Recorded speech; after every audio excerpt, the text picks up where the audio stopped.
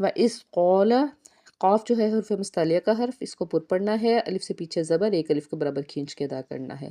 ربک، وا کو پر پڑھیں گے کیونکہ اس کے اوپر زبر ہے، باقی اوپر تشدید کا سائن، اس لیے دو بار اس کو ادا کریں گے۔